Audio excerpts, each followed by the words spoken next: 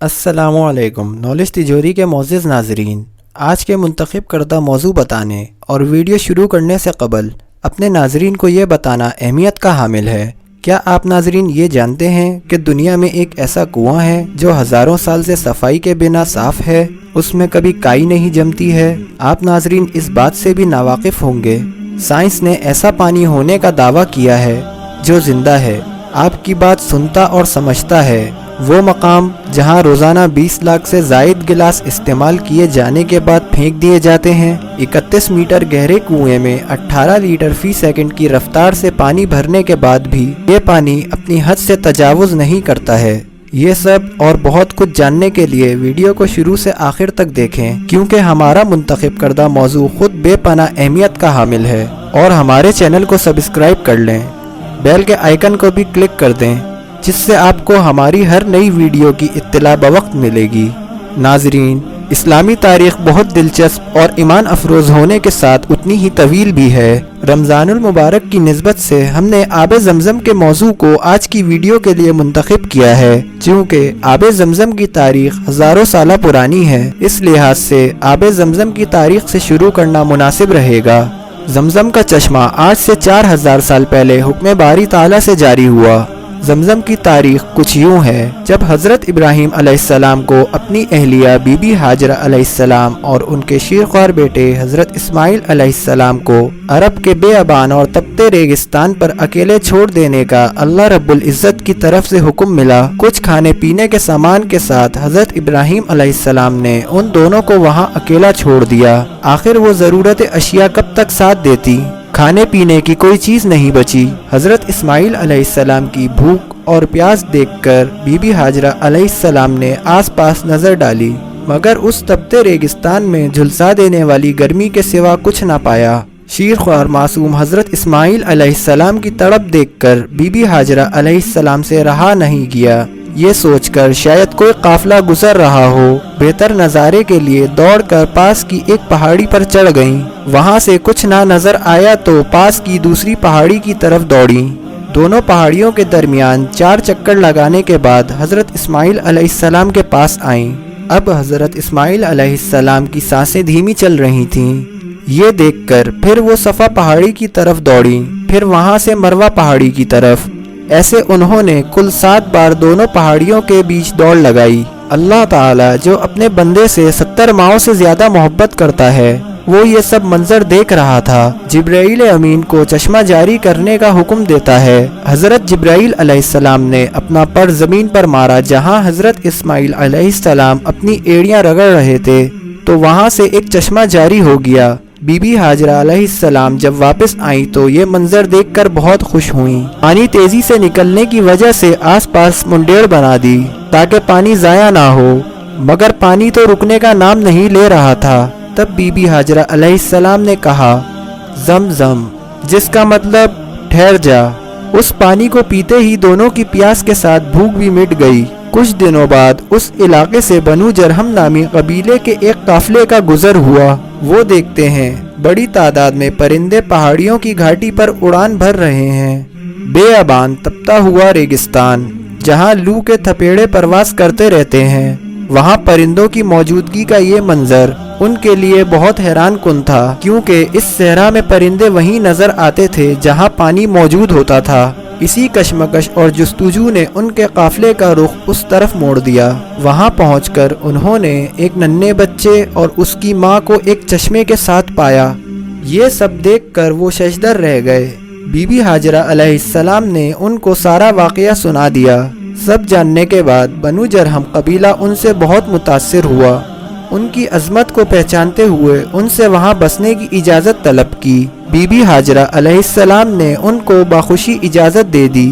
دیکھتے ہی دیکھتے بیابان ریگستان ایک بڑی آبادی میں بدل گیا اور اب عرب کا ایک بڑا تجارتی مرکز تھا۔ حضرت اسماعیل علیہ السلام جب جوان ہوئے تو ان کی شادی قبیلے کے سردار عمر بن مخاص کی بیٹی سے ہوئی۔ ایسے حضرت اسماعیل علیہ السلام کی نسل بنو بکر کہلانے لگی۔ دونوں قبیلے بنو جرہم اور بنو بکر بخوشی ساتھ رہنے لگے، مگر وقت گزرنے کے ساتھ ساتھ دونوں کے بیچ دوریاں پیدا ہوتی گئیں اور قبیلہ بنو بکر نے بنو جرہم کو وہاں سے نکال باہر کیا۔ بنو جرہم نے بھاگتے بھاگتے اپنا بدلہ ایسے لیا، بیچ بہا قیمتی خزانے، سونے سے بنی تلواریں اور غلاف کعبہ کو زمزم کے کنویں میں ڈال کر اس میں مٹی بھر دی۔ بنو جرہم کے گناہوں کی وجہ سے رب کائنات کی طرف سے مسلمانوں کو عطا کردہ یہ تحفہ اب ماضی کی ایک یاد بن گیا تھا۔ اس سے مشابہت رکھتا واقعہ انجیل میں بھی پڑھنے کو ملتا ہے۔ سارا علاقہ پھر سے بیابان ریگستان میں بدلنے لگا۔ حج کے دنوں میں یہ علاقہ آباد ہوتا، حج کے بعد یہ علاقہ سنسان ہو جاتا۔ وقت ایسے ہی گزرنے لگا۔ ہمارے آقا سرکار دو عالم حضرت محمد صلی اللہ علیہ وآلہ وسلم کے دادا عبد المطلب جب سردار بنے، خواب میں آواز سنتے ہیں، طیبہ کو کھودو۔ وہ نہیں سمجھ پاتے ہیں۔ اگلی رات پھر وہی خواب اور آواز، برہ کو کھودو۔ تیسری رات وہی خواب آتا ہے، متنوع کو کھودو، مگر وہ یہ بھی نہیں سمجھ پاتے ہیں۔ چوتھی رات خواب میں ایک شخص آتا ہے اور کہتا ہے، زمزم کو کھودو۔ عبد المطلب پوچھتے ہیں، زمزم کیا ہے؟ جواب ملتا ہے، زمزم وہ ہے جو کبھی خشک نہ ہوگا، اس کا پانی کبھی ختم نہ ہوگا، حاجیوں کو خوب سیراب کرے گا۔ آپ نے پوچھا، کہاں ہے زمزم؟ جواب ملتا ہے، صبح حرم میں بیٹھو، کوا جہاں 3 بار ٹھونگ مارے گا وہاں، آس پاس اس کے چیمٹیوں کے بہت سارے بل ہیں۔ صبح ہوتے ہی عبد المطلب قریش کے لوگوں کو جمع کر کے زمزم کا کنواں کھودنے کے لیے کہتے ہیں، مگر قریش صاف منع کر دیتے ہیں۔ اپنے بیٹے حارث کو ساتھ لے کر خود کنواں کھودنے نکل پڑتے ہیں۔ 3 دنوں کی بے پناہ محنت کے بعد زمزم کا مقدس کنواں اور اس میں بنو جرہم کا ڈالا خزانہ آپ کے ہاتھ لگتا ہے۔ یہ دیکھ کر قریش کے لوگ ششدر رہ جاتے ہیں اور بولتے ہیں، عبد المطلب، یہ کنواں تو ہمارے دادا اسماعیل کا ہے، اس میں سے ہم کو بھی حصہ دو، مگر آپ نے ان کو صاف منع کر دیا۔ قریش کے لوگوں کی لالچ کہاں ختم ہونے والی تھی، وہ بھی اڑے رہے۔ اس کا حل یہ نکالا گیا کہ عرب کے بڑے دانشور سے اس کا فیصلہ کروایا جائے۔ یوں قبیلے کے سردار اپنے ساتھ کچھ ساتھی لے کر ملک شام کے لیے روانہ ہوتے ہیں۔ ہزاروں میل کے صحرائی سفر کے بیچ میں ہی پیاس سب کی کمر توڑ دیتی ہے، پانی کی ایک بوند کسی کے پاس نہیں بچتی ہے۔ بہت سے ساتھی تو قبریں تک کھود لیتے ہیں کہ جو پہلے مر جائے اس کو دفنا دیا جائے۔ ساتھیوں کی یہ حالت عبد المطلب سے دیکھی نہیں جاتی ہے۔ وہ ان کو ہمت دلاتے ہوئے آگے بڑھنے کا کہتے ہیں۔ جیسے ہی عبد المطلب اپنی اونٹنی کو کھڑا کرتے ہیں، اس کے نیچے سے چشمہ پھوٹ پڑتا ہے، اس پانی سے سب خوب سیراب ہوتے ہیں۔ بعد ازاں تمام سردار متفقہ طور پر بولتے ہیں، اب آگے جانے کی ضرورت نہیں، قدرت نے عبد المطلب کے حق میں فیصلہ کر دیا ہے۔ یوں عبد المطلب کی عظمت قریش کے دلوں میں اور بڑھ جاتی ہے۔ زمزم کے کنویں سے بہت سے انبیاء اکرام پانی پیتے رہے ہیں۔ ایک دفعہ رحمت للعالمین حضرت محمد صلی اللہ علیہ وآلہ وسلم زمزم کے کنویں پر تشریف لاتے ہیں۔ آپ صلی اللہ علیہ وآلہ وسلم کے لیے ڈول سے پانی نکالا جاتا ہے۔ پانی پینے کے بعد آپ صلی اللہ علیہ وآلہ وسلم ایک کلی ڈول میں کر دیتے ہیں اور ڈول کنویں میں ڈال دیا جاتا ہے، یعنی زمزم کا یہ پانی آپ صلی اللہ علیہ وآلہ وسلم کا جھوٹا ہے، اسی لیے اس پانی کو کوئی چیز نقصان نہیں پہنچا سکتی ہے۔ زمزم کے بارے میں آپ صلی اللہ علیہ وآلہ وسلم کے کچھ ارشادات۔ آپ صلی اللہ علیہ وآلہ وسلم فرماتے ہیں، رحمت ہو اللہ کی ہاجرہ علیہ السلام پر، ہاجرہ اس دن اگر زمزم نہ کہتی تو یہ چشمہ آج ایک دریا کی شکل اختیار کر گیا ہوتا۔ ایک اور موقع پر آپ صلی اللہ علیہ وآلہ وسلم فرماتے ہیں، بے شک زمزم کھانے والے کے لیے کھانا اور پینے والے کے لیے پانی ہے۔ راوی سے روایت ہے، آپ صلی اللہ علیہ وآلہ وسلم نے زمزم کے پانی کو شفا بتایا ہے۔ جدید سائنس اور آب زمزم۔ ہمارے ناظرین اس بات سے بخوبی واقف ہیں، زمزم مسلمانوں کے لیے شفا والا پانی ہونے کے ساتھ اپنی مقدس ساخت بھی رکھتا ہے۔ معزز ناظرین، آب زمزم بے پناہ معجزات اور شفا سے مالا مال ہے، جس کا اعتراف دور حال کی جدید سائنس بھی کرتی ہے۔ ڈاکٹر ایموٹو، جن کا تعلق جاپان سے ہے، سائنس کی دنیا میں اپنا ایک مقام رکھتے ہیں۔ ڈاکٹر ایموٹو کو اگر پہلا سائنسدان کہا جائے جس نے باقاعدہ طور پر آب زمزم پر تحقیق شروع کی تو شاید یہ غلط نہ ہوگا۔ ڈاکٹر ایموٹو کی تحقیق سے یہ سامنے آیا آب زمزم دنیا کا سب سے صاف اور شفاف پانی ہے جو کبھی خراب نہیں ہوتا ہے، موسمی گرمی کے باعث بخارات میں تبدیل نہیں ہوتا ہے۔ ڈاکٹر ایموٹو نے پوری دنیا کے سامنے یہ ثابت کیا ہے۔ آب زمزم کے اندر 2 منزلہ کرسٹل پیدا ہو جاتے ہیں جو اس کو ہر قسم کے نقصان سے بچاتے ہیں۔ اس کے برعکس مصنوعی طور پر آپ اس کو کرسٹلائز نہیں کر سکتے ہیں۔ ڈاکٹر ایموٹو کی تحقیق زمزم کے بارے میں کافی وسیع ہے۔ ناظرین، ڈاکٹر ایموٹو نے دنیا کو جب حیران کیا تب انہوں نے دعویٰ کیا آب زمزم ایک جاندار پانی ہے جو آپ کی آواز اور بات کو سنتا، سمجھتا اور ویسے ہی کرنے کی صلاحیت کا حامل ہے۔ زمزم اپنی یادداشت بھی رکھتا ہے۔ یہ تجربہ انہوں نے اپنے ایک مسلمان شاگرد کی مدد سے کیا۔ جب آب زمزم کے سامنے قرآن پاک کی تلاوت کی گئی تو اس میں پیدا ہونے والے کرسٹلز بالکل ایک ستارے کی صورت اختیار کر لیتے ہیں۔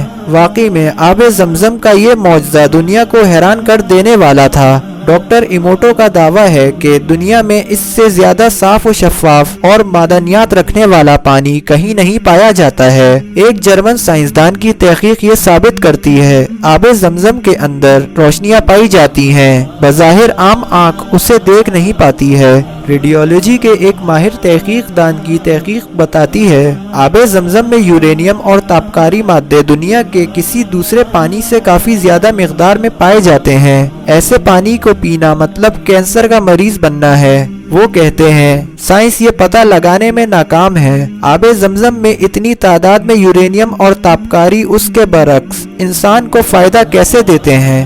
ناظرین کرام، زمزم اور اس پر سائنس کی تحقیق کا دائرہ بہت وسیع ہے۔ وقت کی قلت کے باعث ہم اس تحقیقی دائرے کو یہیں تک محدود کر کے آگے بڑھتے ہیں۔ دور حال اور آب زمزم۔ سعودی شاہ عبداللہ بن عبدالعزیز نے $700 ملین کی کثیر رقم زمزم کے پروجیکٹ کے لیے وقف کی تھی۔ مکہ مکرمہ سے دور اس پروجیکٹ کو لگایا گیا۔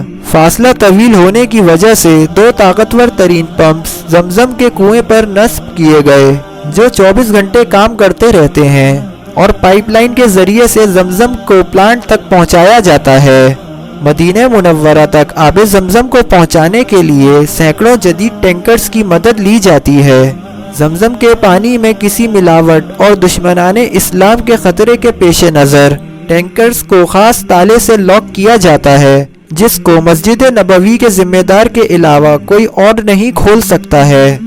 روزانہ کی بنیاد پر 1.5 لاکھ لیٹر آب زمزم مدینہ منورہ پہنچایا جاتا ہے، مگر حج کے دنوں میں اس کی تعداد 4 لاکھ لیٹر تک پہنچ جاتی ہے۔ کام میں دشواری نہ آنے کے لیے جدید ترین کنٹرول سینٹر قائم ہے جہاں سے سارا نظام بخوبی چلایا جاتا ہے۔ زمزم کا یہ کنواں کعبہ شریف سے صرف 21 میٹر کی دوری پر واقع ہے، مطاف کی زمین کے بالکل نیچے حجر اسود کی سیدھ میں، جس کی گہرائی 31 میٹر ہے۔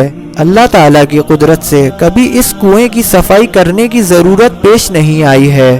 زمزم کے اس معجزاتی کنویں میں کسی قسم کے کیڑے مکوڑے، جرثومے، کائی یا کوئی بیل بوٹی نہیں پائی گئی ہیں، نہ پیدا ہوتے ہیں۔ آب زمزم مکہ مکرمہ اور مسجد نبوی دونوں مقدس مقامات پر سبیل کی صورت میں بڑے بڑے کولرز میں موجود ہوتا ہے۔ ان کولرز کو بجلی سے چلنے والی گاڑیوں پر رکھ کر لایا جاتا ہے، پھر مختلف مقامات پر رکھ دیا جاتا ہے۔ کولرز کی صفائی اور زمزم کی شفافیت کا پورا خیال رکھا جاتا ہے۔ روزانہ کی بنیاد پر کولرز کی صفائی کی جاتی ہے اور ان کو اسٹیرلائز کیا جاتا ہے۔ کولرز کو بھی ٹینکرز کی طرح لاک رکھا جاتا ہے جن کو ذمہ داران کے علاوہ کوئی اور نہیں کھول سکتا ہے۔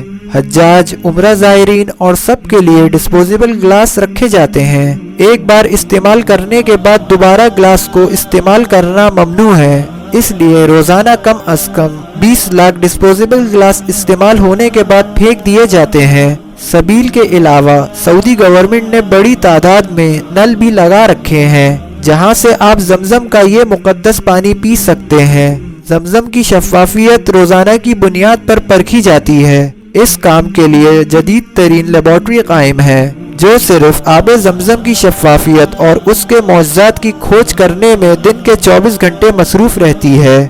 یوں آئے دن آب زمزم کے نئے معجزات سامنے آتے رہتے ہیں جو امت مسلمہ کے ایمان کو مضبوط اور عالم انسان کو ششدر کر دیتے ہیں۔ اللہ تعالیٰ مجھے، میری فیملی اور تمام مسلمان بہن بھائیوں کو دونوں مقدس مقامات کی زیارت نصیب فرمائے اور وہاں آب زمزم پلائے، آمین۔ اللہ تعالیٰ ہماری یہ ذرہ بھر کوشش پسند فرمائے۔ امید کرتے ہیں آپ کو ہماری یہ ویڈیو اچھی لگی ہوگی۔ اپنے دوستوں اور اپنوں کے ساتھ ویڈیو کو شیئر کریں، چینل کو سبسکرائب کریں۔